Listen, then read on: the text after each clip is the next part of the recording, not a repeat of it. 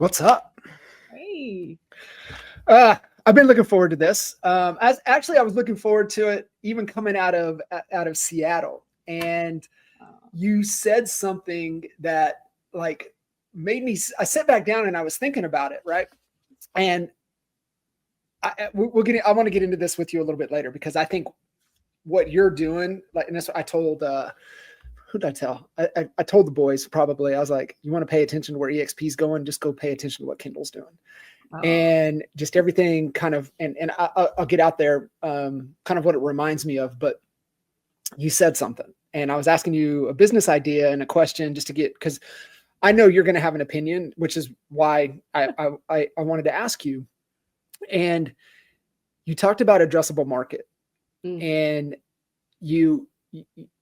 I want you to clarify, because what I heard, because we were talking about, business brokers, whatever. And then we were talking about it. You go, listen, how we're thinking about it is there's only 4 million in the addressable market. I said, wait, hold on. Kendall, are you telling me that you're making decisions based upon number of home sales instead of number of agents? So talk me through this kind of how you talked about addressable market with home sales versus agent count.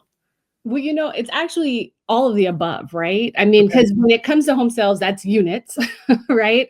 And when we think about units and we think about, it depends too on what the question is, right? And what the business opportunity is and what the, and I'm always talking about, okay, what's the addressable market? What's the return on investment? In fact, I had a conversation with an agent about this the other day.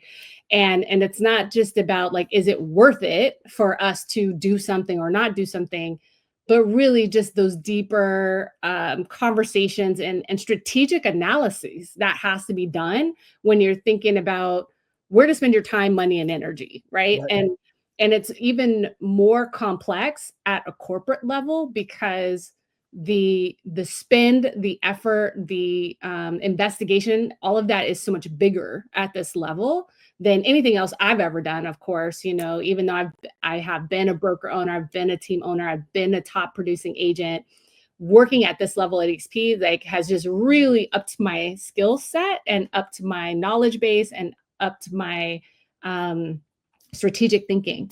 And so when depending on what you're talking about, the addressable market can be the agent count or the agent population, but it also has to coincide with what's the opportunity when you're thinking about the agent population, right? Knowing that the majority of agents are selling, anywhere from 1 to 4 houses a year, 1 to 4 units, compared to top teams or commercial agents, for example. How much business are they doing? And how much of that makes up the marketplace. So it's just more along the lines of, I honestly don't remember specifically what you and I were talking about, but I talk about addressable market and I think about it a lot. And I think about all of that, all those moving parts when I'm thinking about whether we should bring in a new trusted provider for EXP solutions, what the technology tools that we bring into our tech stack versus, those that we offer independently to our agents. So thinking about all those different things, but I think it's important to, even as you parcel out agents, depending on what you're talking about, what's the likelihood of them being able on a transaction to be able to actually effectively utilize whatever that tool service is, because some tools are connected to the transaction. So that's why it all matters. Yeah. And that makes sense. That really does, right? Because you can go back and then, what product do they have? How much real product are they actually going to be able to sell in this year, 18, 24, 36 months, as you're kind of thinking. Yeah. So, some tools are specific to unit, right? And again, like if you're dealing with teams tend to do more units than a single agent typically, right? And so the addressable market, even on a team, might, like from an agent perspective, might be smaller, but their opportunity to effectuate on that product or service, because it's tied to transaction, could be greater than, a different agent in a different circumstance. Yeah. And I want to come around to this question, kind of what you're focused on, what you're doing. And I was the way I was kind of thinking about listening to, to you in Seattle and everything else that you're doing. There's a book, and I tried to recall the book with you. I found the book. And so it is called Stacking the Deck, by David Patrick, I think is the author. And essentially I found that book and started reading it when we were starting to figure out partner with the brokerage in Texas. Mm-hmm. And when we came to Texas, we just tried to emulate the model that we had built in Oklahoma, in Lawton. Well, polar opposite markets, right? Small town, Lawton, Oklahoma, 100,000 in the entire county, 4,000 on a great year, typically 3,500 total opportunities in the market, home sales, total transactions. And so then you come into DFW, right? So we had built a very, very massive brand, and you couldn't go anywhere without seeing us, or like, who's the top agent? They're going to say us, one or two. And so you get down into DFW and like nobody cares, right? That just, it's a completely different game. So we learned quickly what we were trying to do, salaried listing agent model, it wasn't working. So we then said, okay, here's what we're going to do. We were working out of the NAEA office, and we had a conversation with our lender, who had an office that was absolutely amazing, but he had the backside. So he had an entire floor, and he just had his mortgage company on one side. He didn't have anything. It just became available. And so we're like, listen, we're going 9 miles south, and we're going to restructure and rebuild this whole thing. And that's when we went partner. And, our promise was, we guarantee you four new listings in your market service area. So you were signing up, you actually had to write us a check to come on board, and you got your market service area. But we followed that book, really kind of what they were talking about, which is completely off org. So it made me think kind of the path that you're navigating, completely off org. You have your own marketing team, you have everything that you're doing to operate within the ecosystem, but you're over here just figuring things out. So my question then, as I'm listening to you kind of go through the addressable market, and you're thinking through things strategically with EXP Solutions, who are you thinking about? And the reason I ask this, what type of agent are you thinking about? Because that statistic, and you can maybe put some, correct me on this, but it's 98, almost 99% of agents at EXP that sell more than 20 homes a year, they don't leave. Yeah. Is that the right retention metric? That's a Leo question. He memorizes those numbers. I'm not that great at that. I'm not going to lie. Right. I'm impressed by his memory of the stats. I don't remember what the stat is, but it is a very strong stat regarding our productive agents, for sure. And I think actually the number of units is actually, I don't even know if it's as high as 20. I think it's actually even lower, but I'm sure at the higher it goes, the more retention, the stronger our retention rate becomes. However, to answer your question, like, who am I thinking about when I'm thinking about EXP Solutions? Mm-hmm. Honestly, it depends on the solution. So one of the things that I'm looking at when a opportunity comes in is, who is the target audience? Who is the agent that this tool is, service, SaaS, whatever it is going to speak to the loudest, right? And so for me, it's important that while we do have an amazing, we have several amazing communities in our agent population. You have an amazing group of team leaders and teams, right? I mean, we have the top teams in the country at EXP, and they do phenomenal business. What I find the most interesting about top teams is they typically live in their own ecosystem, right? Mm-hmm. They have their own set of tools. They typically use a lot of the same tools because team leaders talk, and they like to leverage trusted tools. I did the same thing when I started my team. I went and interviewed a bunch of my friends who were team leaders, got a sense of like, what tools are you using? And I did the same thing with my brokerage, where I started my companies with what I believed to be, and what I had learned at that time was the best in class tool at that time, regardless of cost. So like that was something that was really important to me. I knew I wanted to invest in the best in class tool that would scale with me because I never intended to stay where I was at, which is a different mindset, I think, than most people getting into a business. They think about what can I afford today, not what I need for tomorrow. And so they find themselves getting stuck or having to transition tools later in the game, things of that nature. But they live in our team leaders typically live in a, I won't say a closed ecosystem, but typically they have and drive their own tools. The next group of amazing leaders that we have are top producers, right? And these top producers tend to have their own systems. And then you have your up and coming agents, and you have your new licensees. And we have strong populations in all of the above, right? What I find my goal is to find tools that I know are important to those major, right?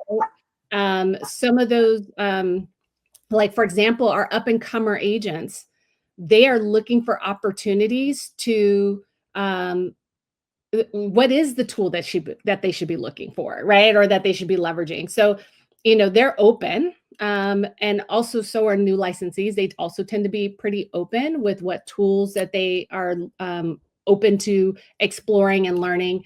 And so I'm always looking for things that, how do I help agents sell more houses, right? And be more productive, regardless of what group their category they're in. And number two, how do we upgrade the client experience, right? Like, so what are the tools that are going to help them do more in less time and more efficiently, right? And more beautifully or more effectively, right? So those are the kinds of things I'm thinking about, is how is it going to serve the various populations? So I never really have any one agent in mind, avatar, but I do always associate an avatar with each tool before I agree to bring them into our world, as well as when it comes to marketing them. That's actually literally a part of our process that my marketing team has to decide and determine who are we talking to when we leverage this tool. Yeah, I love that. So I'm always curious, and that's why I love this series, right? The Agent to See It, because I just love how, how do you make decisions, right? How decisions are made and kind of the process that you go through. And everybody has the process, and some are aware of it, some are not. And so sell more houses, upgrade the experience. At this level, Kendall, how important is it to have kind of with those different resources and things that you're bringing in, how important is it to still have core value alignment with those companies and our core values? I think it's always important, right? I mean, I think we have 9 core values. There's a few that always kind of pop out to me that really resonate. So like transparency is one, that we're agile is another one, for example. So, because we're such a fast moving, innovative company, those things definitely matter. So, when we get a ton of applications, I'll say, to become a solution, and we do run them through, a matrix, and we are investigating them. We also will investigate who the CEO is. Like that's part of the process that my team is supposed to, be vetting these solutions through. Now, I will tell you, I inherited several solutions, so I can't speak to what was done in the past, but I know since I took over last year, I spent all of Q4 just rewriting the entire program, and it's in writing, it's documented, but like we have a fully documented, systematized process, right? So that is important to me, from the application through to launch, through the ongoing marketing and reviews. We do QMRs with our trust provider. So every quarter we're checking in, going over the numbers, how are things going, and how can we improve and upgrade the marketing that we do for the following quarter. So those are all puzzle pieces, and then that we put together. And then, we are always fine tuning and improving the process as we go along, because, you do things and then you realize like, hey, we could actually do that more efficiently. So let's try it this way. Or, hey, we tried that. We realize there's a gap here. Let's let's build a system and an SOP for that. And it's really funny for me to even use these words because I'm an entrepreneur and a former visionary. Can we transition to this? Because this is kind of funny to Let's me. do it. Because this is thinking about as a CEO to like someone who worked with a CEO. My husband was the operator / integrator. I was the visionary, in our past, in the real estate space before me coming into this role here. And my husband used to get so upset with me because one, he wanted me to write stuff down and I refused. Like, get it out of your brain, Kendall. That's not a system, right? Like, get it on paper. I refused. And or to systematize things, or that certainly stop changing it. Like every time I was like, oh, I got a better idea. Let's do this. Like, and he would call them like dropping grenades, like in the meetings. And I was like, no, but this is a really good idea. We're gonna. Is he a processor? He was, yeah. Like he's analytical. He's also a lawyer. So he's just more process oriented than I was, right? Yeah. But this is the beauty of working with your opposite, right? In terms of like your strengths and your weaknesses. Because he would make me do roles in the company that I hated because he's like, well, you need to know how this works if you're going to be the owner of the company. And that was his lesson. My lesson was, I don't need to hire. I don't need to do that because I'm going to hire to my weaknesses. Exactly. Right? Exactly. I default to your thinking too. I'm leverage. I'm all about leverage. Yes. I'm like, I don't need to learn how to do it if I can pay someone to do it for me and they do it better than I ever could do it. Right. Like I'd rather do that. So we taught each other is what we've learned. Like he taught me things, I've taught him things. And so now coming into this role at EXP where I'm a leader of my department, but I'm definitely a general or a foot soldier. I don't know anything about ranks, but I report to someone who is our true leader. And my job is to effectuate their goals. And that has been like super enlightening, empowering, challenging, but not in a bad way, like in a good way. And also like, it's really helped me to take what I know how to do and all the skills I have from my entire educational background, and bringing it forward in a real way. And so it's been a lot of fun hearing, because, Leo doesn't necessarily come to me and say, Kendall, I want this, and this. Really what he does is he plants a seed. Mm-hmm. That's a beautiful thing. I see that in him. I see that his leadership style is more of that. Yeah. Yeah. He'll plant a seed and he'll say, Kendall, I think I want X. And I'm like, okay, give me a minute. And I think about it and he allows me to still envision his vision and bring it to life, and he will care about certain big picture things. He might give me a couple of guardrails. But then after that, he sets me free to go operationalize it, to put it together, to think about the systems and process, think about the departments. And that has been probably one of the coolest experiences I have had. And the fact that he trusts me to do it has been really one of the best experiences I've had at EXP. I picked up on that pretty quick. I picked up on that just, even you coming into Cleveland last year, I picked up on it. And yeah, I mean, you are operating, stacking the deck operation. It's textbook to what you're doing. It's really awesome to see. And, thinking back to kind of those decisions and those filters, the value, you lined out a couple of them. The big one that really resonated with me with EXP, where after proof, I don't question anything anymore, although you should still always kind of question it a little bit. However, if we're using the values as guardrails to make better decisions, the one that really resonates with me the most is sustainability. Mm-hmm. And, that goes back from the very first day, the very first meeting encounter with Glenn and Jason and I shared that story in Seattle, being able to sit and hear from them, but then able to see that in action in Orlando less than 6 months later. And then every decision after that was, is this going to be sustainable in the long run? And after you see it a couple times, then you just don't question it. They're like, hey, we're making a move here. And I'm like, okay, well, I'm sure, because it's sustainable, right? It's going to allow us to continue, into the future. You did say something, the vet out process of CEOs. Is there a particular trait that you really resonate with or pay attention to the most, that like, if they don't have this, it's a hard no, or I really want to see this in the CEO and their leadership team before we align with them?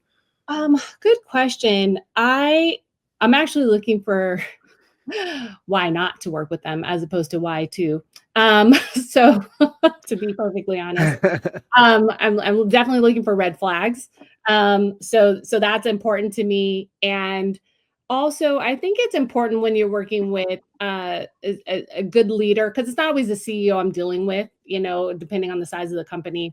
When we're vetting these tools, we're looking for leaders who are truly committed to the ultimate client, right? Which is our agents. And so sometimes these tools and services service the agent directly. Some of them, they service the agent's clients, the customer. And so, but at the end of the day, the agent is the hub, right? Where all things really kind of matter for EXP, right? It really comes down to the agent at our company and the value and the importance and how much we want to support them. So I'm always looking for vendors and leaders who recognize, like, it's not just your relationship with EXP at a corporate level. Like, I don't need you to kiss my butt. Like, that's not, my ego does not require that at all. So like, don't say things because you think that's what I want to hear as far as like me. Say things that tell me, who the real MVP is, right? Like who the VIP is. So like when I hear from parties and I hear language that really respects and understands who the most valuable player is, which is the agent, that kind of stuff, like really, that resonates for me, because I want to make sure that the focus always stays there. Yeah, 100%. And it's something just paying attention to lately, just kind of navigating, the terrain with AI and just navigating the waters. And, as we're getting closer to, whatever this may look like in the future, it really comes down to like agents, man.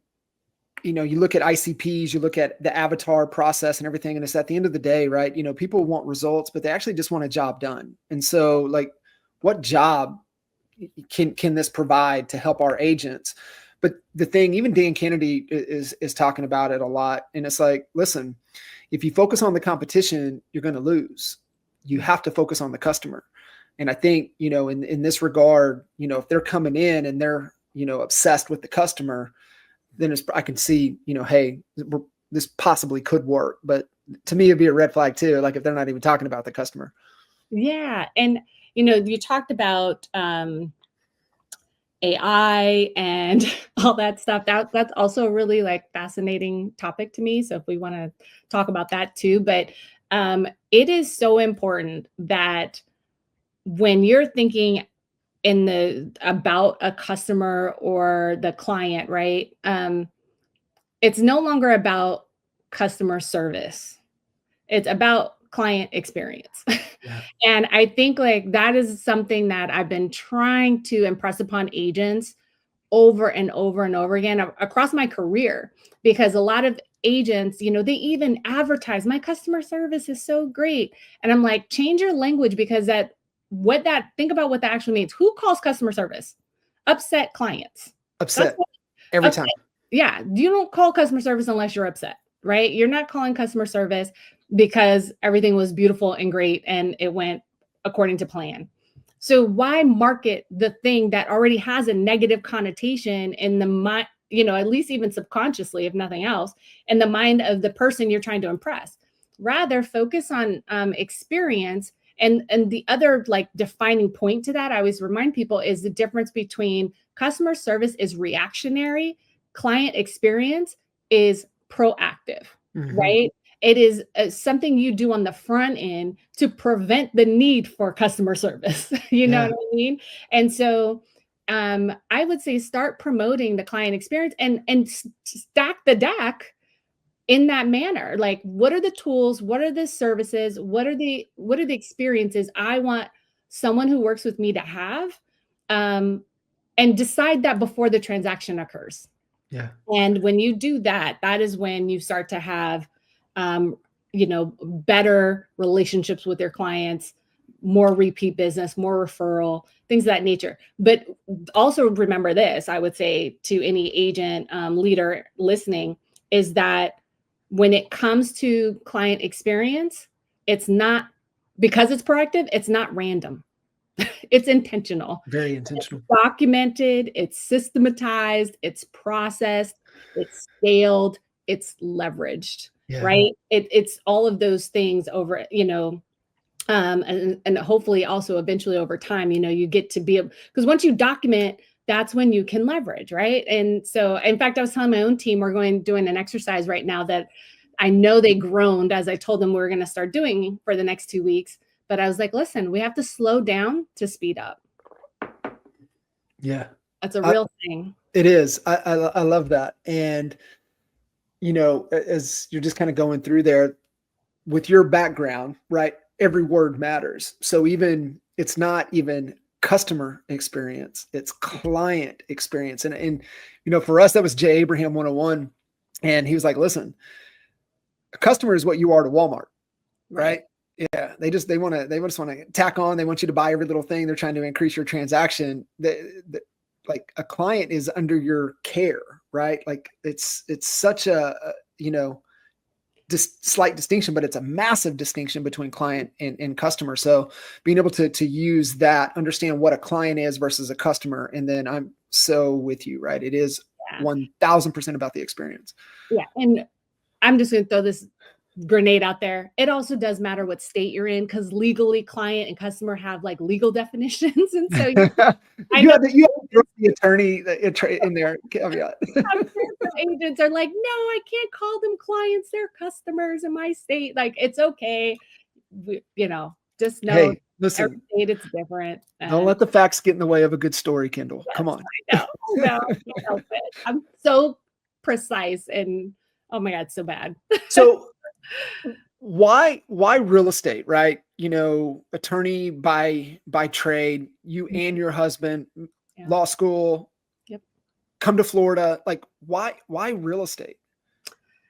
I get that question a lot. And the story is actually probably not that original, I would say, arguably, and probably not that complicated. I literally was bored with what I was doing. And I was at that time, so I practiced law for several years. I never wanted to be an attorney. But a lot of people who know me have heard the story, so I'll make it very brief. My mother was a doctor, and when I was a child, she raised me. She's like, JD, MD, PhD, pick one. She was an MD. I knew I didn't want to do that. I went to graduate school while I was in college. So while I was in high school, I went to college for a summer. And in college, I was a McNair scholar. So I went to graduate school while I was in college ahead, right? And so I picked up credits. And I realized that I was not mature enough for a PhD.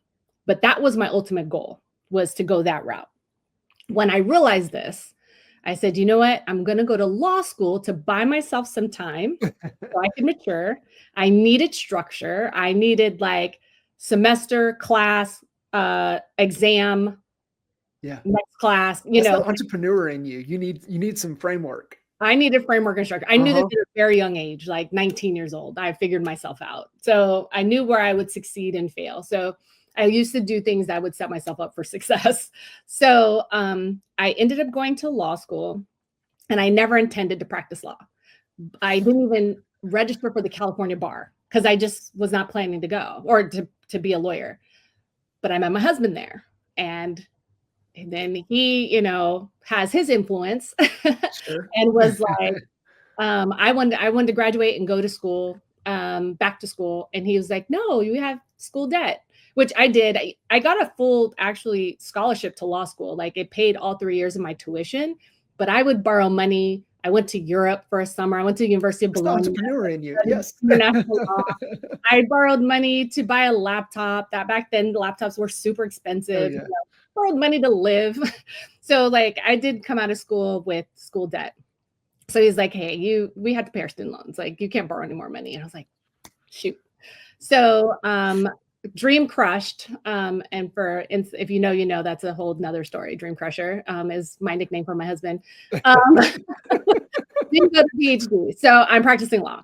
I did criminal defense. I did jury trials.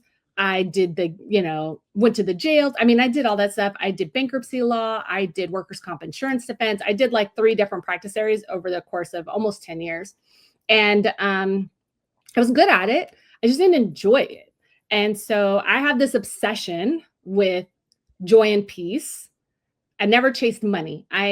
I've always chased from a career perspective, like peace of mind, happiness, like, do I enjoy what I do? And I learned that because my mother worked really hard, made a lot of money, but in my mind, she was not happy. And so that was always my like frame. Mm-hmm. So real estate was like, oh, we were buying houses. And I was like, oh, I like looking at houses. I'm gonna get my real estate license. I'm bored. It'll be something to do part-time. I'll sell 2 or 3 houses a year.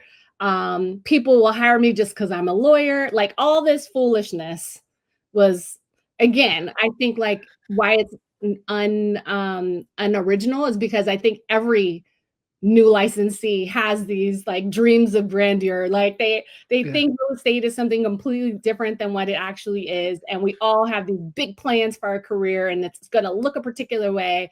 And then the world happens and it doesn't look anything like that. Right. So that happened to me, like everyone. I ended up getting my license and I went to every training my brokerage offered in the first 30 days. And I came out of that with 2 listings. My first closing was a listing. My first contract was a listing agreement. My first closing was a listing. I never looked back from that. I ended up hating looking at houses and showing homes. Like I didn't even work with buyers for the first 1.5 years, 2 years. I didn't know how. I was like, I don't have a process for that, but I had a process for listings. So I took a lot of listings and I did a lot of short sales. And I just happened into something that I realized like literally within 30 to 45 days of signing on with my brokerage. And the very first listing I got, like, I loved it. I was like, this is for me. And I quit taking bankruptcy clients at the time. I basically told my husband, I'm done. I'm going to service the clients that I have. But I'm done. I'm not taking any new business. So all of my chapter 7s that I was working on appointments are all going to shift to you. And I'm going to solely focus on real estate. And I think it took my husband about 10 years to forgive me for abandoning him, I would say more or less. And, but I hit the ground running and I freaking loved it. And I was good at it. And it was that mix of skill set. And what's the most ironic of all of this is in law school, your first year, you take 2 classes. 2 of your required classes are real property and contracts. And I hated both. They were like my least favorite classes of all of law school. And then here I am. Here you are. What was the lure or the enticement to jump on board with your role at EXP? I don't know that there was, well, actually, I would say that the lure was working with Leo easily. Yeah. That's actually an easy answer. It was to work with Leo. I got exposed to Leo almost right away after coming to EXP. Like Veronica Figueroa is my sponsor at EXP, and I came over with my team. I sold my brokerage and came over with my team as a team leader. And she did a phenomenal job of making sure that I shook hands with the right people and that, she introduced me, to the upline. I mean, I got to meet Brent Gove really early on. And Jean Frederick, been in Jean's house, in Puerto Rico. Like she really did a great job exposing me to all the amazing leaders we have at EXP. And Leo being one of those, Glenn too. I was had Glenn's cell phone, really early on in that whole process. which I thought was crazy. Still think it's crazy. He does call me back when I call him or text him. Yes. And so with Leo, we were talking. I was also simultaneously during that time, a lot of the NAR stuff was happening, all the litigation, all of that. And so Leo and I really kind of bonded over having conversations about the future of the industry. And so we would have, I would call Leo for like advice about stuff and thoughts, and we would spitball ideas. And, it was really interesting time because he was kind of realizing, like, leaning in. And I kept saying, and I remember going to him and saying to him, Leo, we got to stand out as a leader. Like, you guys need to get really noisy. And I remember his first reaction, which was the one that I think every leader had, which is, well, we're part of active litigation. I can't talk about it. And I was like, I don't care. The industry needs a voice. Yeah. I was like, we need to get loud. And somewhere in between that and, his CEO title, he made the decision that he was going to become a voice, and he really became the voice, right? But I don't even know if that was his original plan. I think his original plan was like, let me just start getting out there. I do have opinions about these things and I do care. But he's risen up as the voice, and which has been so inspiring to watch and to be just a viewer of that whole evolution. But he was the reason. And also his previous job, so chief strategy officer, was something that, like, I was really into, because I was like, oh, we know a lot of the same people, the vendors. Like, I've been known as like the tech queen. And like, I loved all things technology and these relationships. And I already had a lot of the same relationships. I was already on the AI boat way before everyone else really kind of have gotten on that wave. And so I was talking about things from that perspective so early on. So for me, like, he was the only person in the industry that I had seen doing something even remotely close to what I felt like I was already doing in my micro world. But he did it at such a much bigger level that I was like, oh, like, I want to be him when I grow up. Even Yeah. That's why, I say, pay attention to what you're doing, just because I saw that bond early on with you too. And, when you're navigating any type of terrain, any type of ship or endeavor, right, you really lean on, the people that you can trust, right, that you trust at a high level, that, have the moral authority to really execute on whatever it is that you need to execute on. And I'm like, that there's a connection there, and kind of where what he trusts in you so much and what you're doing. That's why, I just like pay attention to Kendall. It's going to navigate because he trusts her. And it's perfect for, kind of the shift in the industry, as we turned into a headwind, right? Mm-hmm. Because as EXP was gaining that early momentum, that happened overnight. Yeah. Right. 10 years in, and then it starts to gain the momentum. But once you have that, there is also an element of ROL, right? There is an element of return on luck, that we were positioned in the timing, and Gove comes over, or Gene comes over, Gove comes over, we come over, right? And it was just kind of like the perfect storm. So there is ROL, and yet the market made the shift 22, 23, wherever we kind of got into a headwind. And not saying that Glenn couldn't navigate the headwind. Of course he could. But you just get to a certain point, decades of navigating and building. Sometimes you're just like, let me get this dog in here. Let him handle it. Right. Some people are just built for headwind. And so I think it's just kind of everything lined up really perfect. Yeah. I think it was a combination of things. I think, one, Glenn has a lot of innovative, experimental, ingenuity. Like, he's got that, like, he's gonna innovate, like, right? He is a true visionary. And I think even part of that comes a bit of I would even dare say wisdom, right? That Mhm. says, hey, listen, like my skill set was building this amazing engine, and it's taking off. But there's like this really big storm coming, right? And maybe the pilot, needs to shift a little bit, who can focus in that direction, who can come in with a clean, like a whole different mentality or mindset. Mhm. Some people liken Leo to being a wartime leader, right? Wartime general versus Yeah. peacetime. Yeah. Yeah, he's a wartime leader, and I think he really, really stepped up in that. But I think what also happened, ironically, around the same time, was Glenn got to shift and pivot to where I think his real interest at that time was, which was international. Because I remember being at the gathering by Housing Wire that Uh-huh. that April, right? I think right before, yeah, it was right before I accepted this position. In fact, I was in the middle of negotiating it. And so it was an April event.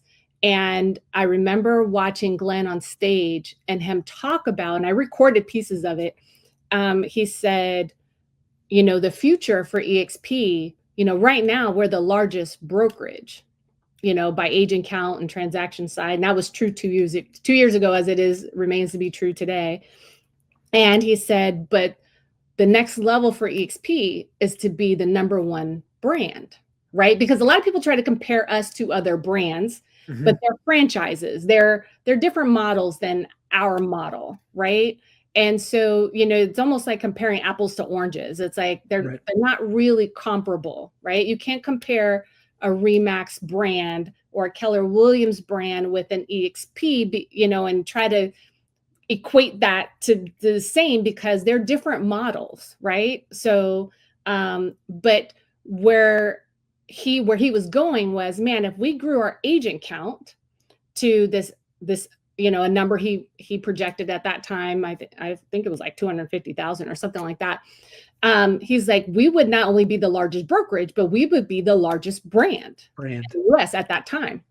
And he's like, and then, this was the next thing he said after that. And he said, and the path to that is international, Mhm. is through international growth. Yeah. And like, I'll never forget that conversation. And so, ironically, 2 months later, he was able to pivot and lead the growth of international. And since, or maybe that wasn't 2023, that's 2024, sorry. That was because that was last year. So 2024, he takes over and he's leading international, and look at the phenomenal explosive growth EXP International is having, and that continues to have, because he went in and he disrupted. Yeah. And that's what he likes Yeah. to do. In Yeah. fact, I heard, if it ain't broke, break it. Yeah. That's his mentality, right? That's what he's thinking. And Yeah. Kendall, I love it, right? I've got a couple guys in Portugal that I've been working with for now 3-4 years, and I was talking with Jay and Al about it just earlier this morning, because Jay was having a conversation with somebody in the UK, which is wild to even think, right? Like, we're having global conversations, I love it. and he's like just talking about how much of a really kind of a shit show it is. And I said, hey, listen, I said, just let them know that it takes years in that type of climate, because we're just now starting to see it in Portugal. And it's taken 3+ years to get the mentality of the brokers, the mentality of the agents, the mentality of the buyers and sellers. It takes time, but it's really cool to where it's starting to go. And you're so spot on. And I think too, Kendall, once you have an understanding of how real estate is done internationally, you appreciate the way it's done here in the States so much more. Oh yeah, agreed. I mean, during the NAR talk, not that I want to talk about that anymore ever again, but during that time, it was always so frustrating to me. Well, that people would often compare our model to other more broken models, and I'm like, Yeah. we're not going backwards, friends. Like, to compare us to other models, if you speak to leaders in those countries, those models are even more broken than our own. So Yeah. why would we compare that way? But to the original point you were making about the experience in growing international, is that they're startups. I mean, they're literally starting ground up Yeah. one country at a time. And we have to remember, what was it like? What did it take for Glenn to get us from where we were, where we started, to where we are today? Yeah. And so, are we going to go out and galvanize in those countries, one country at a time? Because if we do, that's how he got us here. He went and traveled the country. He galvanized people Yeah. and leaders all over the country, one state at a time, like one stop at a time. And that's how he triggered and inspired growth, Yeah. right? And we just have to remember that it's easy for us to judge from afar, but go be boots on the ground. I mean, we've got XP International coming up here shortly. With the time of us recording this and filming this, we're in June, and the event is in just a couple of weeks. If you want to see XP International exponentially grow and take advantage of all of the momentum that XP US and Canada have had, go be a boot on the ground and go participate in the galvanizing of the local people to help, create that momentum and to duplicate and replicate that momentum. That's what it's going to take. Yeah. Right? It's not going to be the staff at XP delivering a world-class experience. I mean, that's going to be great, and that's what it should be. But we're going to need the heroes and the sheroes of EXP going out and, raising the bar and raising the attention and the intention. You nailed what you said, and it's so true. When we're breaking into these countries, it is a startup. And understand what it takes to it's escape velocity, right? So it's just like to get it even up, that momentum, it's so much force until you can get the plane up in the air. Yeah. But it is a startup. And so you go back to what does startups take? It takes intention over time. Mm-hmm. And like anything worth building, this is what like people need to realize, it takes decades, not years, right? Decades. And that's what it took Glenn, right? When this thing finally triggered, 10 years, almost 10 years in before it finally just like caught